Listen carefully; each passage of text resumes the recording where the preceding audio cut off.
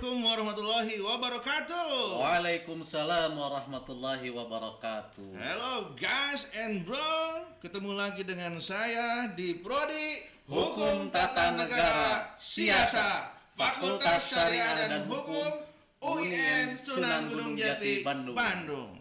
Ya, hari ini kita kedatangan tamu yang luar biasa di edisi perdana ini. Kita sama-sama akan berbincang-bincang dengan Dr. Haji Khairul Saleh. Apa kabar Pak Dokter? Alhamdulillah. Gimana Pak Eko sekarang? Sehat? Juga ini. Ini kan masa-masa Covid nih. Ya, Kira-kira betul, apa ini yang Pak Dokter lakukan ini untuk jaga kesehatan? Kalau masa Covid dalam seperti yang sekarang ini, kita harus menjaga kesehatan. Paling tidak kita banyak olahraga pagi lah. Ya, menghirup udara yang segar. Olahraga malam gimana Pak Kajur? Itu sudah kebiasaan itu. Oke. Tapi yang paling penting Pak Eko nih di masa Covid ini kita harus berpikir positif, bertawakal dan berikhtiar kepada Bertawakal dan berikhtiar, guys. Bukan gas ya, tapi gas atau gas bodoh amat lah. Ya, hari ini nih edisi perdana kita akan coba-coba bincang-bincang seputar hukum tata negara siasa. Ada apa sih di hukum tata negara siasa ini? Ya, hari ini dengan Bapak Kajur Siasa, betul ya? Betul. Ya, Pak Kajur, kira-kira Prodi HTN Siasa ini apa sih biar masyarakat tahu gitu? Jadi ada beberapa paham yang harus dipahami oleh kita semua ya, bahwa hukum tata negara dalam kurung siasa. Pertanyaannya adalah kenapa harus ada siasa? Nah, dalam sejarahnya memang prodi hukum tata negara ini kita diawali dari Fakultas Syariah itu membentuk 3 jurusan. Ya. Jurusan yang pertama itu adalah Perdata Pidana. Perdata Pidana. Kemudian Peradilan Agama, Peradilan Agama ya, disingkat PA. Yang ketiga itu adalah PM. Jadi ada 3. Yang pertama Peradilan Agama, kedua Perdata Pidana Islam, dan yang ketiga adalah Perbandingan Mazhab. Kemudian dari 3 jurusan ini yang dipecah itu adalah Perdata Pidana.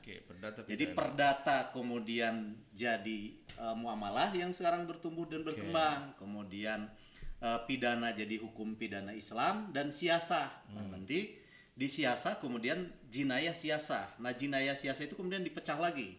Jadi kemudian jadi siasa. Nomenklatur siasa kemudian rubah lagi. Nomenklatur siasa kemudian berubah menjadi hukum tata negara. Nah, oleh karena itu identitas yang paling dominan di hukum tata negara, kenapa harus ada siasa? Memang distingsi kita itu ada di siasa. Jadi hukum tata negara, siasah dipahami sebagai ilmu yang membicarakan tentang bagaimana tata kelola negara. Itu kira-kira Pak Eko yang paling dominan. Kira-kira kalau tadi sejarahnya sudah, terus terkait dengan kondisi hari ini Prodi HTN, ini biar masyarakat tahu ini kira-kira Prodi HTN ini ada hadir untuk apa sih sebenarnya ini? Jadi hukum tata negara hadir di kancah bernegara ini, di negara Republik Indonesia ini, itu adalah mengisi sebetulnya ya, mengisi ikut dalam proses pembangunan negara Republik Indonesia berdasarkan negara kita kan berdasarkan hukum. Nah, oleh karena itu norma yang dikembangkan tentu saja norma hukum. Nah, dengan hukum tata negara membicarakan negara itu atas dasar norma.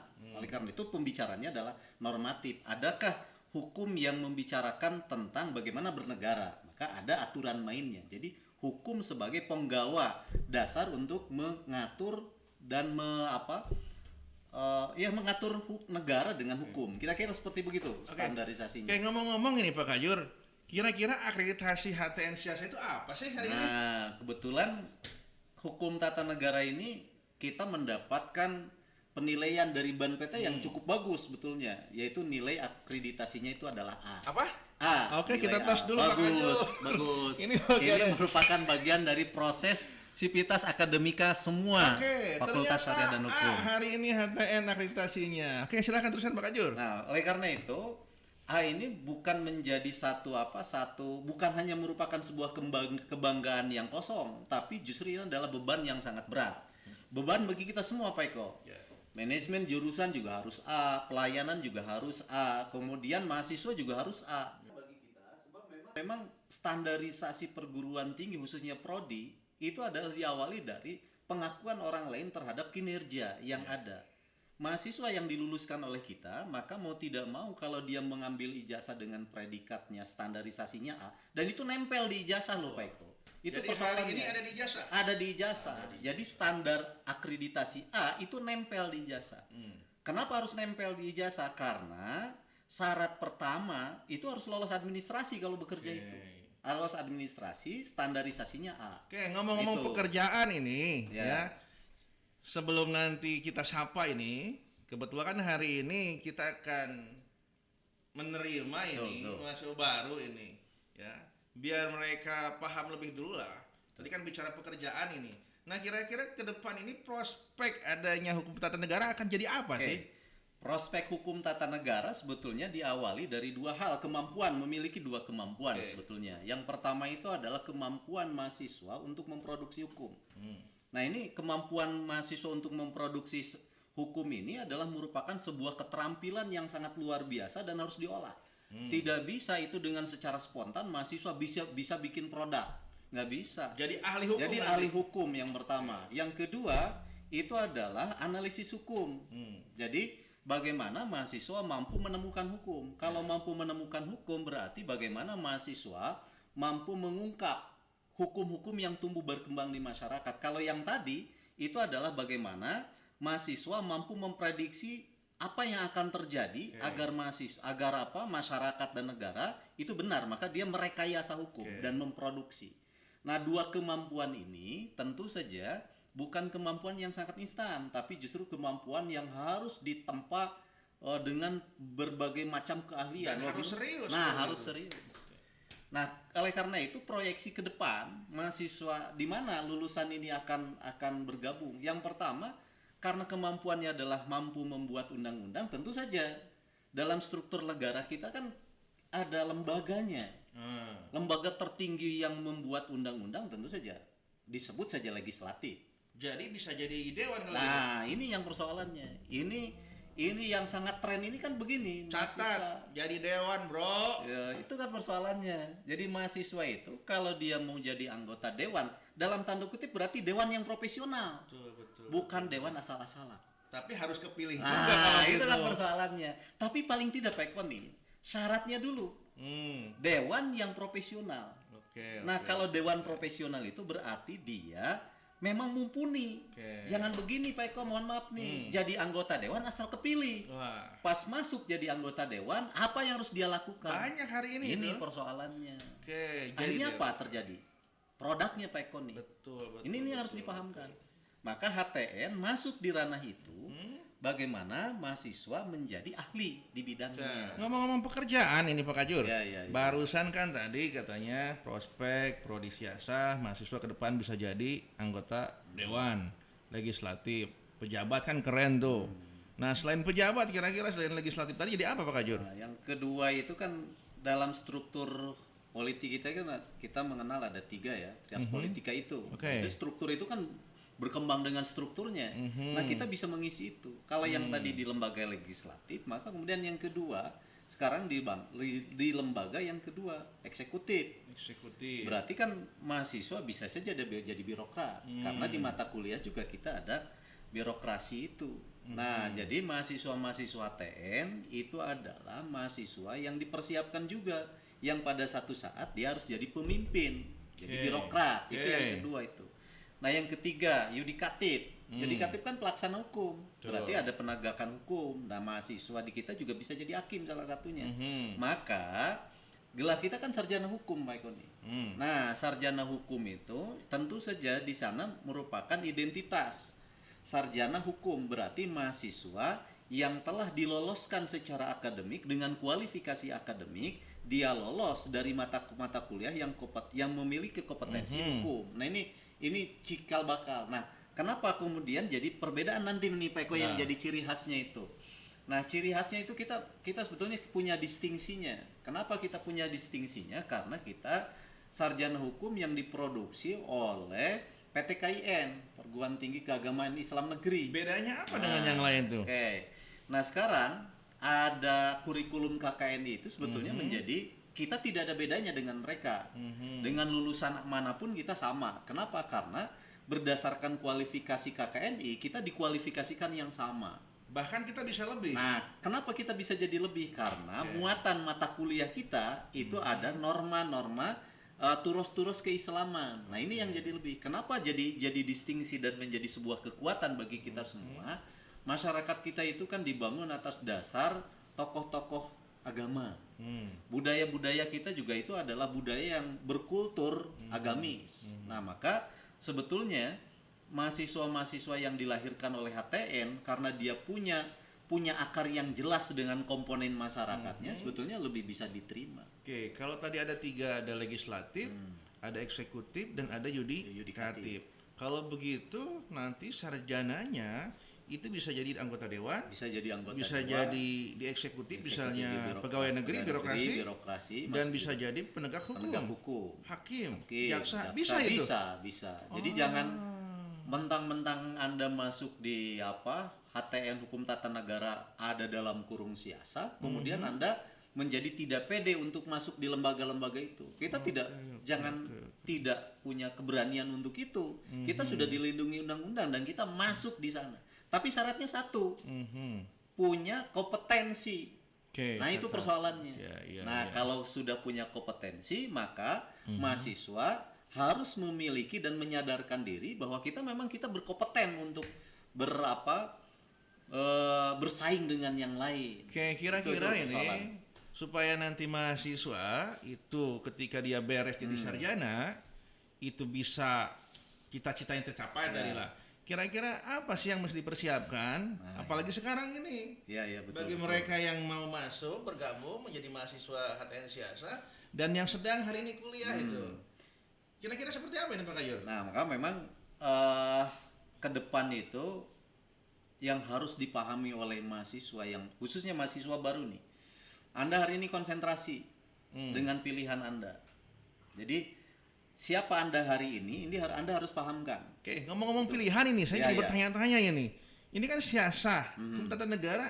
Emang yang dikaji ada berapa sih pilihan di siasa itu? Nah, misal di kita itu ada beberapa pilihan sebetulnya ya. Ada beberapa pilihan di mana setiap mahasiswa nanti di semester 6-7 itu diberikan mata kuliah pilihan. Pilihannya itu misalkan mahasiswa yang tadi kalau dia mau jadi advokat maka ada mata kuliah khusus keadvokatan. Kalau mahasiswa mau jadi birokrat maka sungguhnya dia pilih kebirokrasian. Jadi ada mata kuliah birokrat.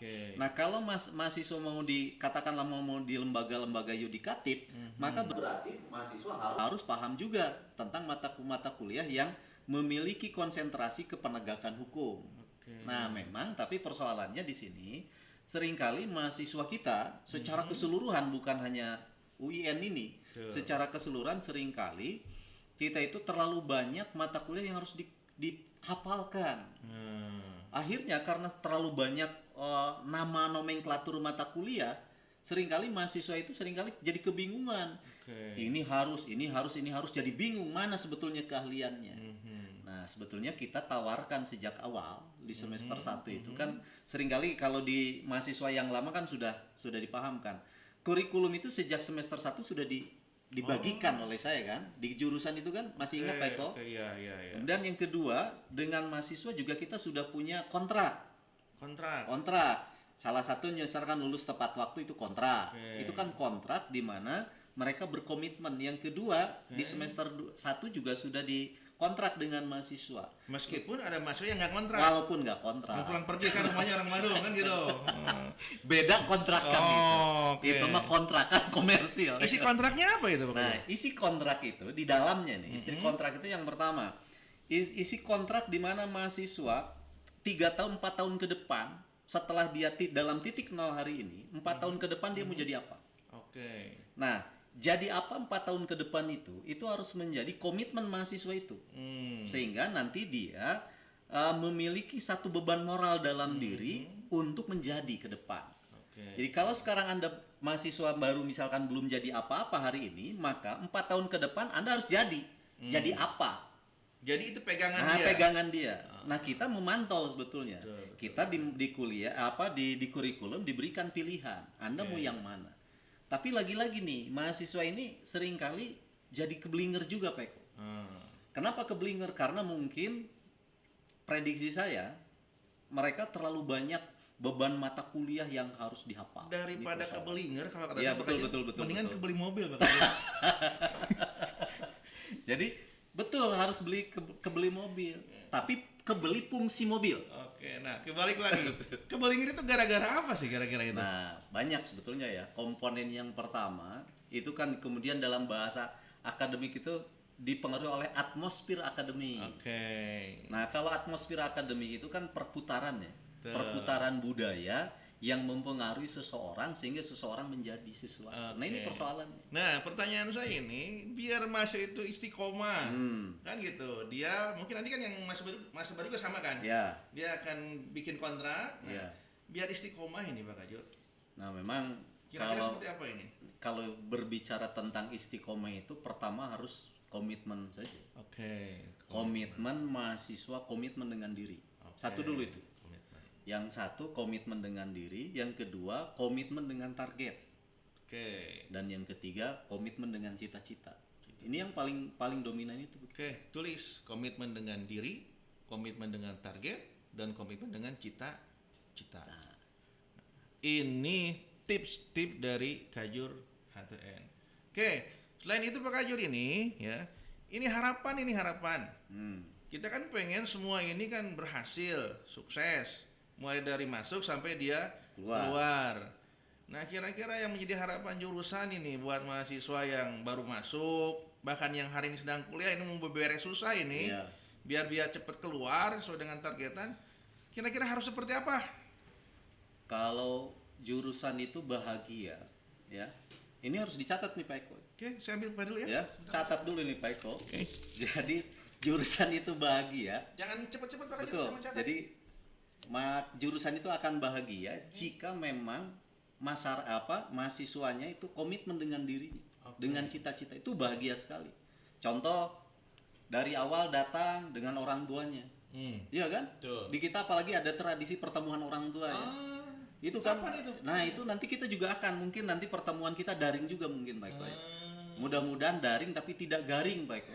Jadi kita betul-betul daring. Iya, dari. Nah, kenapa itu dimunculkan ada orang tua? Minimal mereka paham betul Oke. bahwa tanggung jawab untuk mensukseskan mahasiswa itu tidak hanya di kita, Oke. tapi kita sebagai pengelola jurusan, yang kedua orang tua, dan yang paling dominan Oke. itu mahasiswanya sendiri. Jadi balik ke diri kita. Balik ke diri Oke. kita. Camkan oleh kalian. Ya, faktor yang utama adalah diri kita. Nah, terakhir nih Pak Kajur, meskipun ini telat ini, kita kan dari tadi ngomongin masalah apa yang ada di prodi, visi misi. Saya sampai lupa ini. Kira-kira Pak Kajur ini ada kata-kata khusus nggak ini bagi mahasiswa baru ini, biar mereka masuk ke kita, mereka bahagia, senang, dan ketika mereka nanti beres juga dalam kondisi yang bahagia dan senang gitu. Tuh, saya sebetulnya ini harus diungkapkan dari awal. Ya. Jadi saya ucapkan selamat datang ke mahasiswa baru di jurusan Hukum Tata Negara yang punya jargon unggul dan kompetitif di bidang hukum tata negara. Nah, ini jadi patokan kita nih Pak. Unggul dan kompetitif. Unggul dan kompetitif ini tentu saja unggul berarti kita punya sesuatu yang akan dibeli oleh orang lain. Itu namanya unggul. Kita punya keunggulan berarti orang mau beli kita. Bukan berarti kita Bukan jual, kan? iya, bukan dengan jual Oke. ya. Tapi kita mau dibeli oleh orang. Karena Kompetitif punya ya, kompetensi karena kita itu. punya kompetensi. Oke. Tapi kalau kompetitif, berarti kita mampu dalam tanda kutip mengalahkan orang lain. Bersaing lah dalam bahasa lemesna, bersaing. Bahasa agamanya Lomba-lomba. Lomba-lomba. Jadi dalam saya selamat datang di jurusan. Katakanlah seperti itu kalau kita simpulkan. Selamat datang di jurusan yang memiliki komitmen untuk selalu berjuang dalam kebaikan. Kata-kata dalam bahasa agamanya, tapi dalam bahasa ilmiahnya, selamat datang di jurusan yang memiliki moto unggul dan kompetitif dalam bidang hukum tata negara. Anda yakinkan oleh kita semua, Anda masuk di hukum tata negara, Anda bukan kebetulan. Ingat Pak, catat oleh kita semua, Anda masuk di hukum tata negara bukan kebetulan, tapi Anda pada dasarnya ditakdirkan oleh Allah untuk masuk dan mendalami di hukum tata negara, sambutlah takdir itu dan buktikan kepada Allah, pada Tuhan, bahwa Anda layak nanti 4 tahun ke depan untuk mendapatkan kompetensi mahasiswa yang unggul. Berarti kira-kira begitu, harus bahagia lah. Harus bahagia. Nah, itu baru dak. Mahasiswa baru nih yang baru masuk UIN Bandung ini yang ngambil prodi siasa HTN ini, itu yang menjadi harapan Kajur. Jadi kalian harus menjadi mahasiswa yang unggul dan kompeten di bidangnya. Awas. Kalau yang tidak punya itu jangan berani-berani masuk ke siasa. Kalau berani masuk ke siasa, lagi masuk ruangan Pak Kajur ini, Pak Kajur ini kan bisa pasang badan ini, ya hati-hati ini. Sekali lagi saya camkan buat kalian semua, hati-hati ya, persiapkan diri Anda. Selamat datang barusan kata Pak Kajur di prodi siasa. Siapkan diri Anda untuk menjadi mahasiswa yang unggul dan kompeten di bidang hukum tata negara. Itu yang menjadi harapan kita. Ya. Jangan lupa kita semua harus bahagia meskipun kondisi hari ini luar biasa nih Pak Kajur. Betul. Covid semakin hari semakin luar biasa. Luar biasa. Ya kita doakan mudah-mudahan kalau hari ini kita ketemu dengan daring, kita ke depan bisa ketemu tatap muka langsung ya sambil kita ngopi-ngopi nih. Betul. Meskipun hari ini kita hanya ada air saja Pak Kajur. Kopi, betul. Ini airnya air ormasi. Ini mungkin air produk ya keluaran Aqua. Ya, anak buah Aqua ini ya, mudah-mudahan itu jadi bagian dari yang membuat kita bahagia. Itu terakhir Pak Kajur, kira-kira yang mau disampaikan ini buat semuanya ini. Saya sebetulnya amanahnya yang tadi saya sampaikan. Jadi marilah kita bersama-sama satu, niatkan, luruskan niat. Di samping komitmen kita adalah Anda masuk di HTN berarti mencari ilmu, itu komitmen dasar awal. Manfaatkan oleh Anda takdir Allah itu, sambut takdir Allah dengan serius, dengan apa? Dengan ketulusan hati. Insya Allah takdir itu akan menjadi takdir yang baik bagi kita semua. Itu saja mungkin harapan saya. Oke, terima kasih Pak Kajur. Ya, semuanya yang menyaksikan acara ini, mudah-mudahan ini menjadi bagian dari inspirasi buat kita semua, terutama bagi mahasiswa HTN Siasa. Acara ini tidak hanya hari ini, kita akan ketemu lagi di channel-channel selanjutnya. Mudah-mudahan ini channel perdana dan channel yang bisa membuat kita tertawa bahagia dan membuat kita masuk